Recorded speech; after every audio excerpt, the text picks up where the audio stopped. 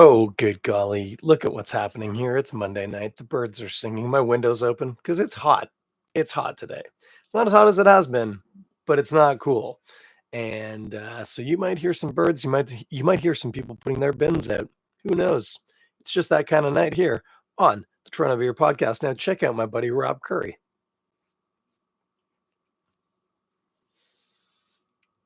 Yes, indeed. That is the new track, which I didn't actually just listen to because I added in post.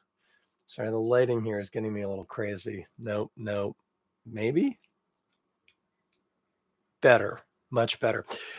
What was I saying? The new theme. Yeah, that is, of course, off of The Curse of the Currie Brothers, the new record from the aforementioned Currie Brothers, the Brothers Currie, if you prefer. Pride of Gravenhurst, Ontario. That song is the title track, The Curse of the Currie Brothers. It's a banger.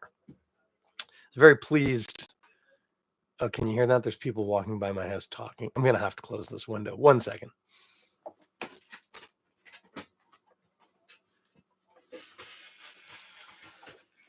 Okay, that's better. Now I'm stuck on a parcel. Okay, we're back. What was I saying? Whew. I don't even know. Hey, let's do this. I got a beer. The night is young. I got some things to do. Let's get into this. Hey, friend of the pod, Jay Lake, or no, that's probably too obvious. Let's go with Josh L. Swung by the old Schreier residence there on Saturday. We had a lovely time. Him and his lady friend. That's funny, actually. I wouldn't normally use that term, but you're going to see why it's funny in just a second. If you're listening to the podcast, you already know it's in the title.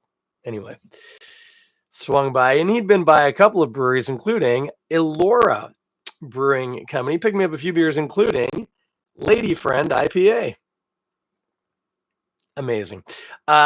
Stoked to get this. Got to be honest, I'm not even sure if I've ever had a beer from Elora. If I have, I've forgotten. I'm looking forward to this. Label, if you're listening to the podcast, is an illustration of a woman punching a bear in the face. I'm gonna assume maybe this beer came out before the whole "would you rather be stuck in the woods with a man or a bear" thing. Although in this case, this woman's holding up just fine. She's punching the bear right in the face. She probably punched the man right in the face too. This is a woman, this lady friend. I think she'd be fine in the woods with anybody. Punch you right in the face by the look of the label. I like it. It is an IPA. That is literally all I know about it. It does say it's 6% alcohol. That's all I know about it. That's where we're at now. I don't know what style. I don't know the hopping. I don't know any of that stuff. But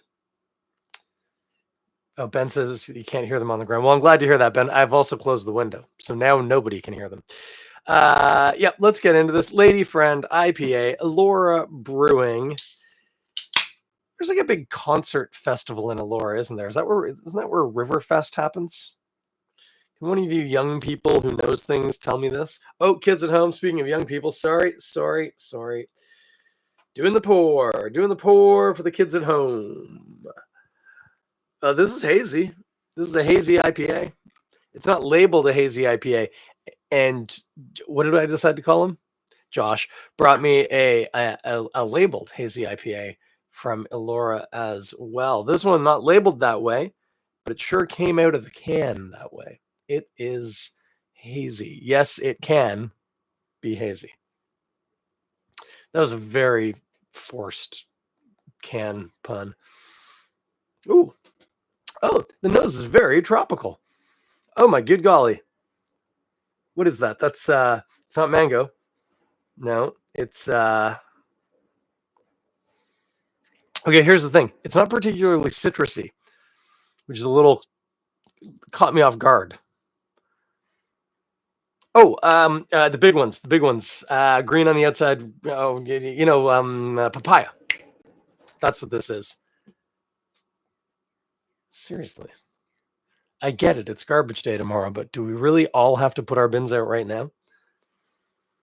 Yeah, very much of papaya, almost of like dried papaya. By the way, I'm back to the aroma, not my neighbors. My neighbors can do what they want with their papayas. That's their business. Yeah, papaya and maybe a little melon, like a little A little honeydew, maybe, or a little cantaloupe. More like honeydew. Papaya and honeydew, which admittedly they have there's some overlap between those two aromas. I'm not picking up a ton of malts, which is fine. I don't have to. I'm just looking or sniffing, if we're honest. Ben's having trouble following this show. Ben, one too many Negronis, buddy. This is not hard to follow. By the way, I just took a sip. I normally announce that. Oh, wow. That is not at all what I was expecting, and it's really nice. It's totally papaya and honeydew melon. And like herbal tea. I don't know what herbal tea. Give me a minute. Not chamomile.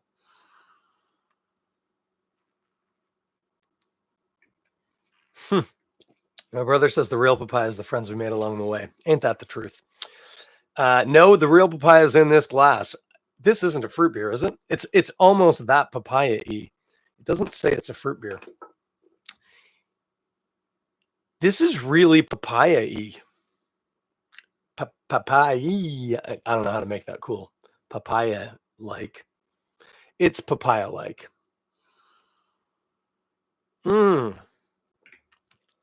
Hot damn. Yeah, the herbal thing. There is some hot bitterness on the finish, and that's where that herbal thing is coming from. It's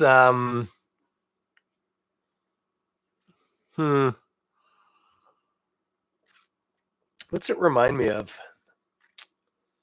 So, like, you get the papaya and the melon, and then there's this hoppy. I mean, it's leafy and kind of herbal.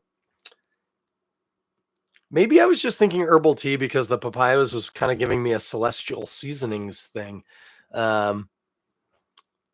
It is just, yeah, leafy, herbal. Not to be confused with 90s teen heartthrob Urkel. Different. Okay, what do we got? This is a crazy IPA. It's East Coasty. It's not super bitter, but there is a bit of bitterness. Papaya. I like how we said that. Papaya-esque. I can't follow these comments, man. You're taxing my attention here. I wanted to recap. I mean, it's not a West Coast IPA. It's definitely not. It's way too hazy. The mouthfeel is very much East Coast. It's very soft. We haven't even talked about that yet. There's almost certainly oats in this beer. Just wonderfully pillowy soft. A lot of papaya, honeydew melon, something herbal, and then there is like a notable bitterness on the finish. And I know if you're a regular listener to this here podcast, you know, yeah, fuck off, Jared. Now I'm gonna have to beep that out. Anyway,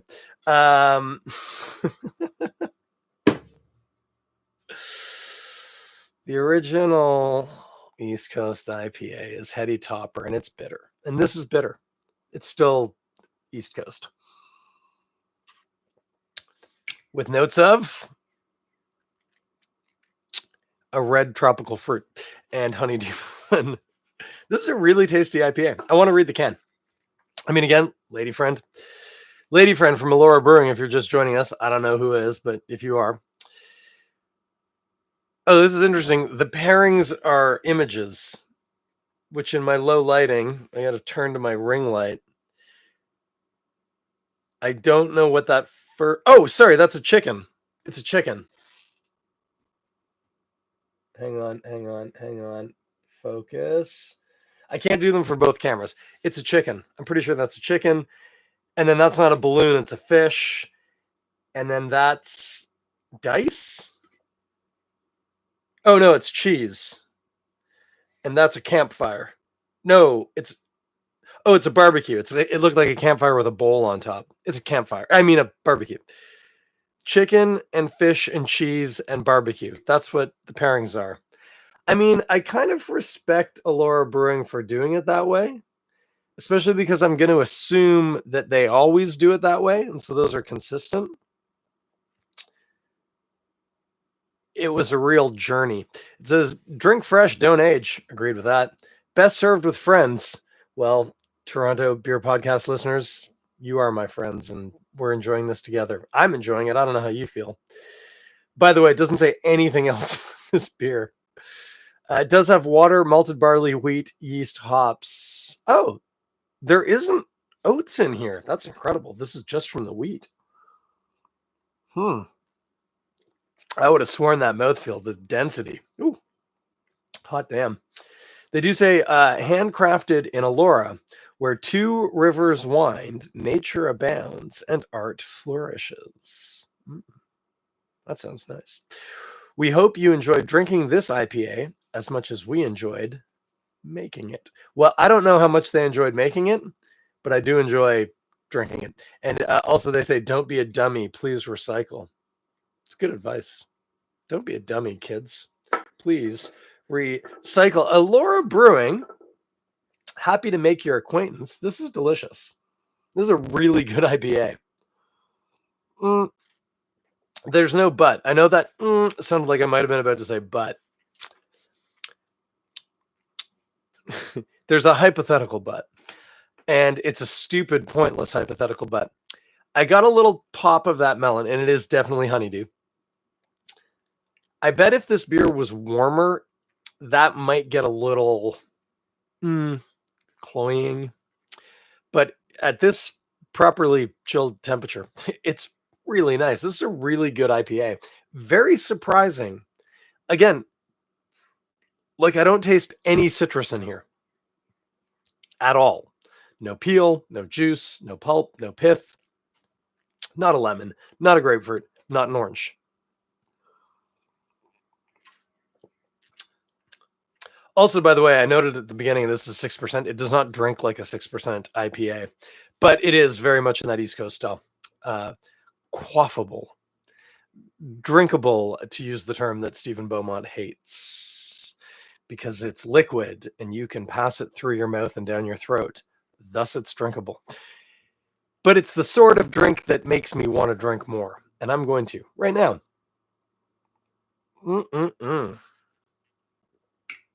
I'm really curious what the hopping is on this. Couldn't tell you. It's distinctive and delicious. Melony. Papaya and melon have a lot of shared space from a flavor and aroma point of view. I mean, there's like Hull melon. That's a hop. Well, let's go to the internet. Let's go to the internet. Lady friend IPA. That's it. Yep. Lady friend Elora. Lady friend IPA. Oh, first hit is the LCBO. Oh, there's Elora. Oh. What? Okay. What do they say? Sorry, my computer just made a noise at me. Oh, this is weird. It's the Elora Brewing Company's drinks menu. Oh, wow. There's some interesting other sounding beers. Anyway, Lady Friend IPA. This IPA has a firm bitterness, agreed, and a big body.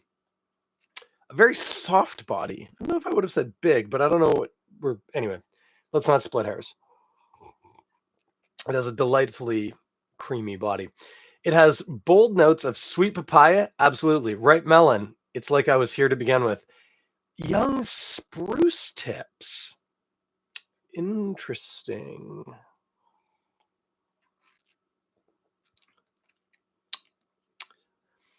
Even with that suggestion, I'm not necessarily getting spruce. I'm still getting a very herbally, leafy kind of thing from the hop.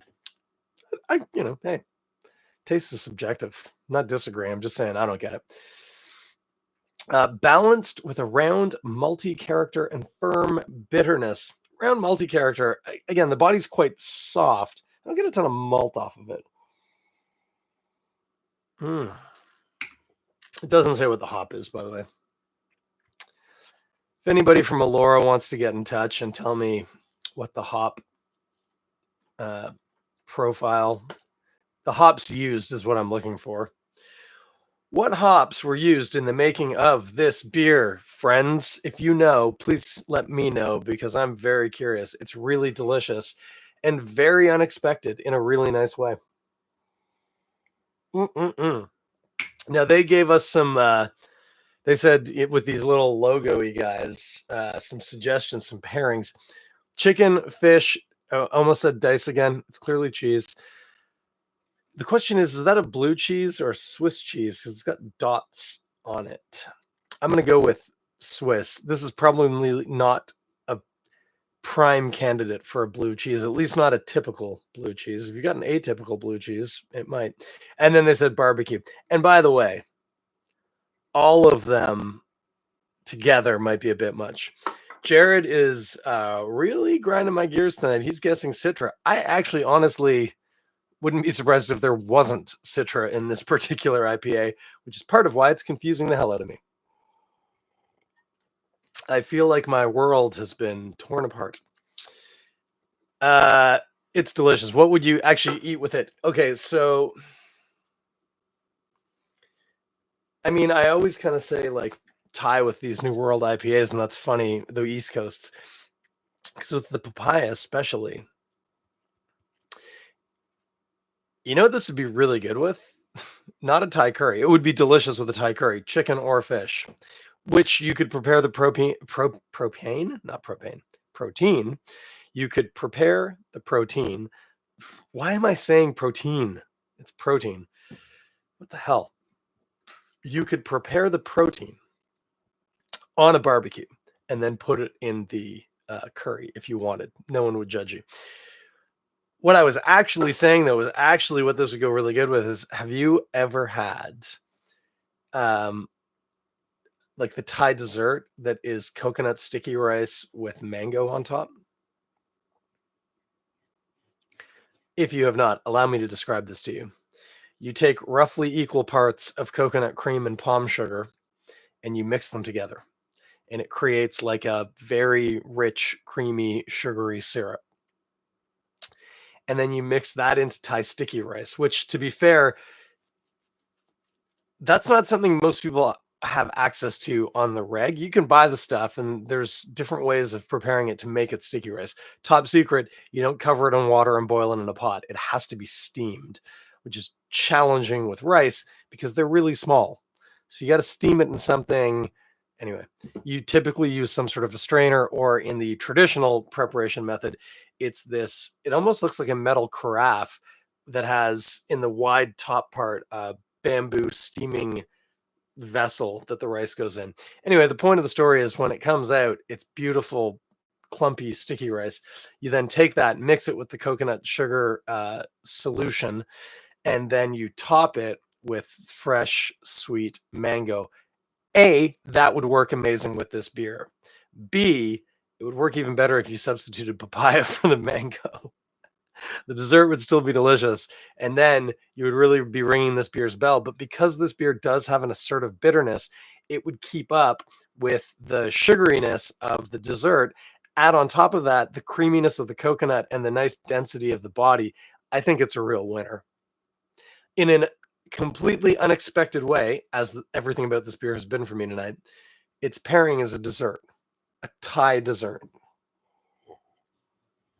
And now I really wish I had some mango coconut sticky rice, but I don't. Maybe later sometime, but not tonight. Not tonight, because we were recording a podcast about Elora Brewing's Lady Friend IPA. I do not know where you get this other than at Elora Brewing Company, but if you are in the area, I would highly, highly recommend this beer. This is a very, very, very good IPA. It's delicious. And I'm very pleased that Josh L, brought this for me. I'm enjoying every minute of it. Thanks, buddy. I like that beer. Hey, is there any beer news? No. No is my answer. Sorry. Haven't heard anything. I'm not doing anything. It's the Beaches Jazz Fest this weekend. That's not really beer news, but it's an event. I'm probably going to go out Thursday night. Sounds like we have some friends locally that might want to do like Friday or Saturday. It's questionable, but we'll see what we see. The big news, and it is ostensibly beer news because insofar as I'll probably drink beer, it's a big weekend for Balmy Beach Rugby Football Club, my club. Yes, this is still to some extent the Toronto Rugby podcast. My team, the TRU2s, aka the Fours, aka the Shags, aka the old men and the young men and the people who are just there to have a bit of fun and don't really care. That's us. We've had a string of bonus point victories, which has sucked because we've earned them by default, which is to say the other team forfeited. We haven't actually played a game, I think, in about a month. I mean, we're training and that's all well and fine, but like it's fun to go out and actually play rugby. These teams just kept on saying, no, we don't have enough people, we got to fold. And that means that we get a 5-point win, which is great. It sucks because it means we didn't get to play rugby. The knock-on effect of that is at the moment we are tied for first place in the division. And this weekend, we play the Toronto Buccaneers, those rascally pirates. They're not actually pirates. They're just guys from Toronto for the most part. But we're playing the Bucks away at home for them. Sunnybrook Park. Ooh. But if we win, we secure top position in the TRU2, and the TRU2 isn't that important, so there's no playoff. So if we win this weekend, we win everything, and like every year, we become the first side in the club to earn hardware. And so the hope is, fingers crossed, we can go out there and smash those pirates. We'll have a good time doing it too. That's the rugby news. And the ORUs, who are much more important and much less interesting from my point of view, are playing, I think, Oshawa. Who cares? We're playing the Bucks. Will I get game time? Maybe. I have no idea. Probably at least a little. Unless the game is right in the balance, in which case I'll say, no thank you, sir. Leave it to the people who know what they're doing. But it would be fun. It would be fun. And I would just, I'd like a bit more game time between now and when the season ends. So the TRU season will end, but I can still play for other sides. But I just haven't played a lot this year, and it's a bit of fun. Anyway, that's the Toronto Rugby podcast. We'll close off that section of the show. Up the beach. Tonight we drank Lady Friend IPA from Elora Brewing, which is from Elora. It's really good. Wherever you can find this beer, you should buy it if you like IPAs. It's a real stunner. I liked it a lot. Pleasantly surprised. I didn't think it was going to be bad, but I thought it was going to be predictable, and it turned out to be unpredictable. I like that. Burping off mic, sorry. Hey, I'll be back next week. I almost wasn't tonight. I was in the kitchen getting ready to do some dishes, and my wife said, you're not recording your podcast tonight? And I went, oh yeah, I forgot. So then I came here and did that. So thank you to Erica for doing the dishes while I'm here. Sadly, my very long nails, which need to be cut, I was hoping to soften them with dishwater. Now they have not been softened. You can hear them on the table.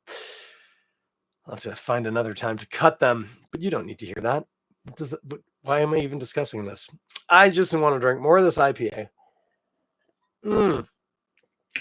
And listen to my buddy Rob Currie and the Currie brothers play us out. As always, link is in the description. This is the new record. This is The Curse of the Currie brothers.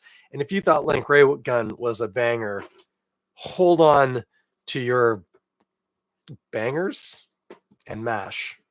And you have a good night.